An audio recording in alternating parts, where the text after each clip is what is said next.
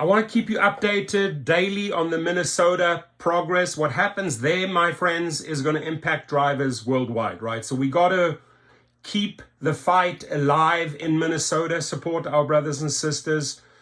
We cannot have politicians push 89 cents an hour. We got to shut down people like Mayor Frey. By the way, at the end of the video, I'm going to show you who Mayor Frey's wife works for. She's a lobbyist. Why? I was trying to figure, like, why is this guy pushing like crazy? Well, 2 and 2 plus 2 is 4 in this equation. I'll show you why. And then let's jump into this video quickly. The latest frontline and the battle over fair pay for rideshare drivers is in Minneapolis. Uber and Lyft have threatened to leave the city over a new ordinance that sets minimum wages for drivers. As special correspondent Fred DeSam-Lazaro reports, it's leading to bigger questions about the state of the gig economy.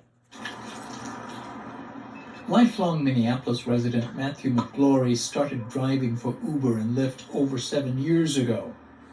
He loves the flexibility, the chance to meet new people, and for a while he felt like drivers and the companies were true partners.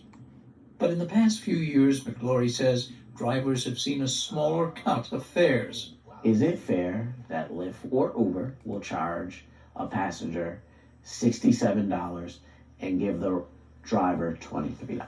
We're not asking for anything more than we think we deserve or anything more than we think is fair. That's why McGlory supported a recent Minneapolis City Council ordinance that sets minimum pay for rideshare drivers. It requires the companies to pay drivers at least $1.40 per mile and 51 cents per minute during rides. This fight is really simple. It's about giving workers a minimum wage. These are static facts. Councilmember Robin Wansley Thank you, dear. write the policy. She's power, this we woman. hold the standard that workers should earn livable wages. We should not make exemptions for rideshare drivers Listen because to they're her. part of the gig economy. This is the time to reevaluate our dependence on two corporate giants that have based their entire economic model on paying their drivers the minimum wages. Immediately after the ordinance passed, both Uber and Lyft said they would stop operating in Minneapolis on May 1st, the day the increases take effect. Uber spokesman Josh Gold. What we saw in other markets is if you raise rates too high, you may be making more for each individual trip. Because demand's going to go down, you'll actually be making less on an hourly basis. Are you really going to leave on May 1st if this doesn't change? Yes. Gold. So let's back up here for a second, right? This is who I call the barking chihuahua, Josh Gold. Are you going to leave? Yes. Dude, you bark too much, right? You were a complete loser when it came to Austin, right? You barked just as much and you left. So this guy, whatever comes out of his asshole is just verbal diarrhea, my friends. I call him the barking chihuahua.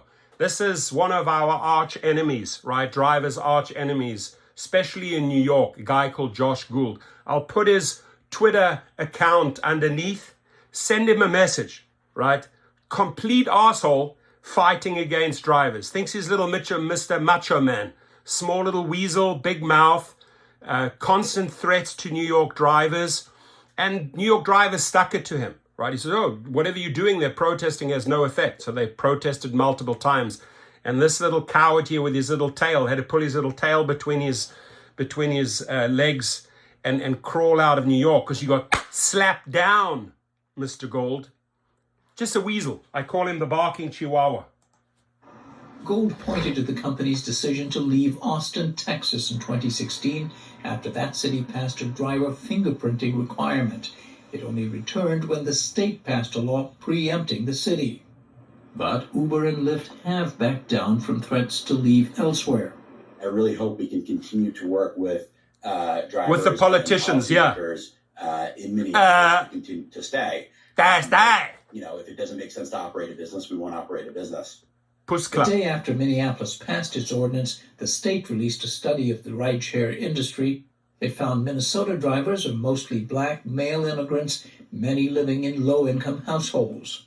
The study also found that drivers would make the equivalent of minimum wage in Minneapolis, plus car expenses, if they were paid 89 cents per mile and 49 cents per minute. Those rates are lower than the city ordinance, but driver pay would still increase about 10%. And at those levels, Uber and Lyft say they could stay in the market. On a recent afternoon near Minneapolis-St. Paul Airport, drivers waiting for customers expressed mixed feelings. In order to keep the job, you need to keep the companies in the city. We need something they're happy and we're happy between the study and the city. I don't think the rates that Minneapolis is giving worth Uber living. No, I don't think so. If they can work something out, fine, but I don't think it's worth Uber living. Exactly. 95% of all Minnesota rideshare trips begin in the Twin Cities, so a departure from the metropolitan Minneapolis-St. Paul area would effectively end the app's presence in the state, and that's prompted concern among policymakers on both sides of the aisle. Senator Dornick is Lawmakers are trying to finalize legislation before May 1st that would both satisfy drivers and keep the companies operating here. Meanwhile, the Minneapolis City Council has said it may reconsider the ordinance as soon as this week. But no matter what happens, the situation in Minnesota is being watched closely, says Cornell University's Andrew Wolf. What Uber and Lyft are doing in Minneapolis is not new. There are pushes in other cities, and I think Minneapolis is kind of a perfect place for them to make a stink because it is a bigger city.